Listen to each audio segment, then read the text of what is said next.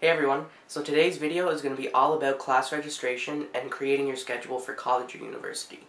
I created a blog post about this about a year ago, but I thought it'd be a good idea to make a video about it, and since I started doing more college related videos, I thought this would be a great thing to do. So I'll post a link in the description if you want to check that out, but let's get started. One thing that really separates college and university from high school is the scheduling. So you kind of have a lot more control over how your schedule is laid out, and you can ultimately work it around to find out what works best for you. So to get right into it, the most important thing to do is to figure out what program you're going into or what degree you're trying to obtain.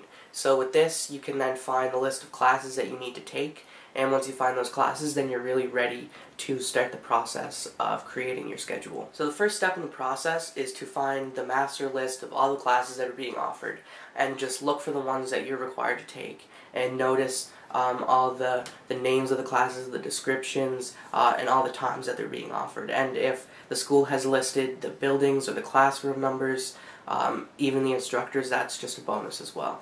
So once you've found that class list, you can then take all the classes and put them into a spreadsheet or simply write them down on paper. So like I said before, what you want to put down on the spreadsheet or the paper is the class name, the description, all the times that they're offered, and if the school has the location or the instructors, put those down as well.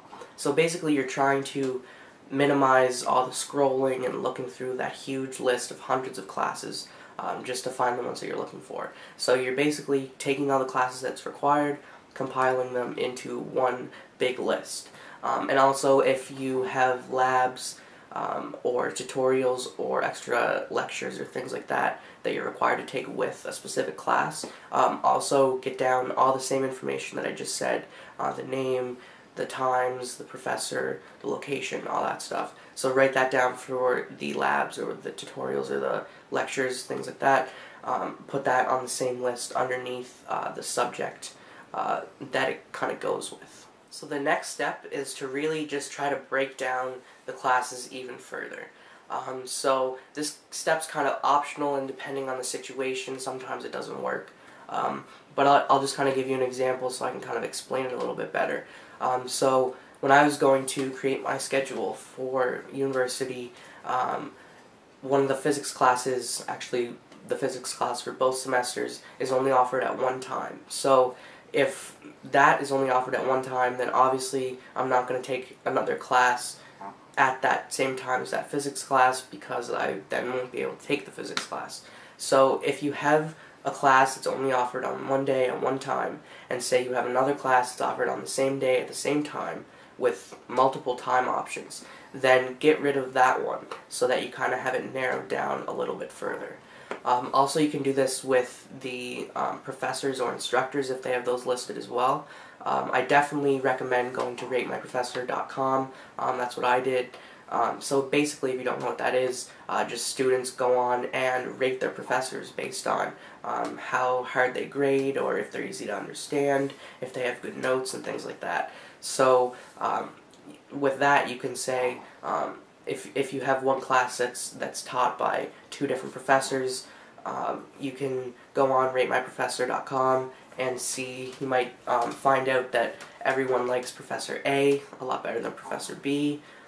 So why not take classes from Professor A? So then eliminate all those options of those classes that are taught by Professor B, so that you can kind of have everything narrowed down a little bit better. So once you've kind of narrowed these things down a little bit better, I suggest that you just take that final list of classes and the times and things like that, and just kind of put it into a simple table so it's not as jumbled as the big spreadsheet. So you kind of took it down from the hundreds of classes to a spreadsheet, and then you're taking it from the spreadsheet to just a simple table that's just not all jumbled and easier to read and go through and kind of decide how you're going to plan out your classes.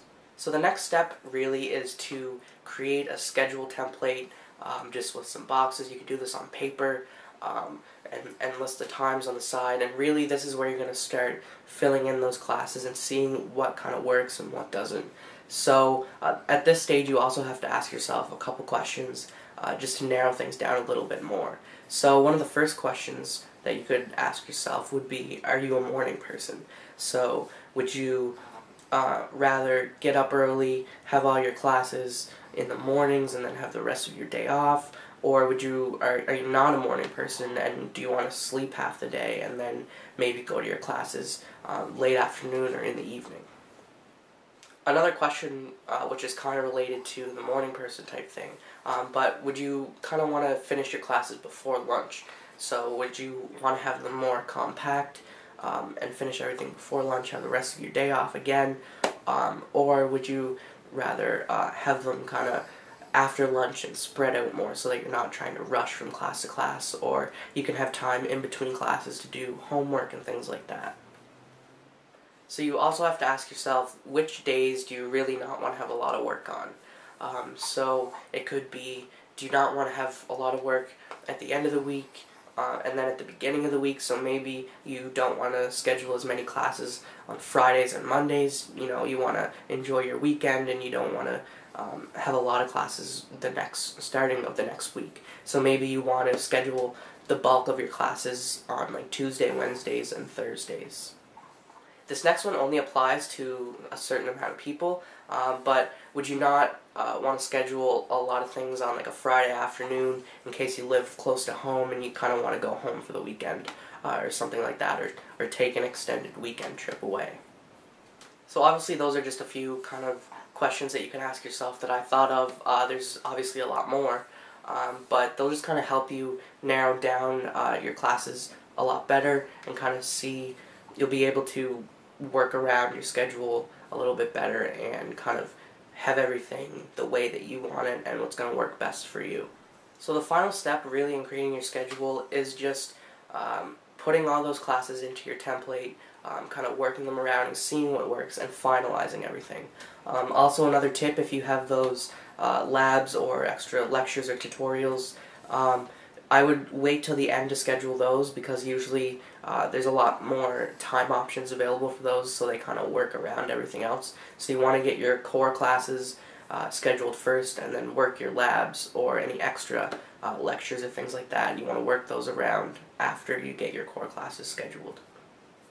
So my second last tip would be dealing with the location of the classes, as in the buildings and things like that. So if you are given the location of your classes when you go to register, I suggest that you get a map of the school and kind of see if you're going to be able to make it like from class to class in the certain amount of time that you have between those classes. So I know with a lot of my classes, they were only 10 minutes apart, so the location of the buildings and things like that really mattered to me. So if I obviously had a class at 10:20 in one building, it let out at 10:20, and I had to be all the way across campus at 10:30 for the next class, I obviously wouldn't be able to do that. So I kind of had to look at that and see what times kind of worked out, and if the classes are close together, then I kind of have to figure out what building I'm going to be in and kind of get it so that I'm not going to be late for another class and that I actually have time in between class to make it to the next one. So the last tip I have for this in the whole scheduling registration process is to make a couple of different schedules that are going to work for you.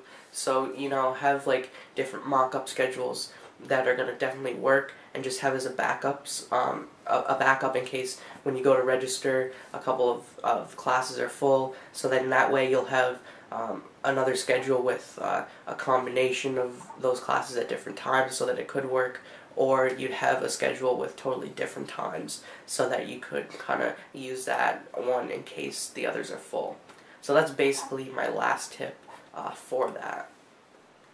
So that was basically it for the whole scheduling process. So now I'm just going to talk for a minute about the whole registration process for me. So I did pretty much everything that I mentioned in this video. What I've told you is kind of pretty much exactly how I narrowed down the classes and things like that. So when I went to register, well actually before I went to register, I had a piece of paper with 5 different schedules that would kind of work out for me. I had obviously my preferred schedule that I wanted to kind of go with, but then when I got there to register, one of the classes was full, so I had to kind of work around that. So then I had a second kind of backup schedule that I could go to and use those times to fit everything in. Also, there was only really one other little problem that I ran into when I was registering for my classes. There was one for the calculus class. There was like an additional lecture that you had to sign up for, but I didn't realize that you had to sign up, so I didn't have that anywhere in my schedule. So when I had to sign up for that, that kind of bumped one of my other classes. So I had to kind of compensate for that pretty much. But in the end, I got everything pretty much that I wanted. I don't have any classes after, I think, 4 o'clock. So I'll pretty much be done for the rest of the day at that time. Sometimes some of the labs go till I think 6 o'clock. But that's pretty much it. I knew that I wanted to have most of my evenings off. There was lab options available from like 6 to 9 at night, but I just thought I want to kind of be done at a certain time of the day, and I don't want to have to get out again and go back to a lab, or if I have a lot of studying or a paper to write or something, I don't want to be interrupted in going out. So once I'm in, I don't want to have another class, so I kind of scheduled it for that. Also, I kind of did schedule things so that I wouldn't have a lot on Fridays in case I did want to go on a trip or go home for the weekend. With that scheduling conflict that I did for the first semester, I don't have anything past 12 o'clock on Fridays, but for second semester I do have a lab until 4:30 on Fridays, but that's completely fine. I'll make it work. So that's pretty much for this video. I just thought I'd give you kind of my ideas and how I created my schedule, and kind of share a little bit of my experience with that. So yeah, you can, well, like I said, there's a post on this on my blog at organizewithblake.com, so you can go ahead and check that out. It gives some pictures and goes through everything step by step. So if you want to check that out, go ahead. You can also follow me on Twitter at HSEYT. If you have any questions, leave them in the comments below. If you have any suggestions for future videos, college related, or just simply organization, leave those in the comments below as well. And I'll see you guys in the next video. Bye.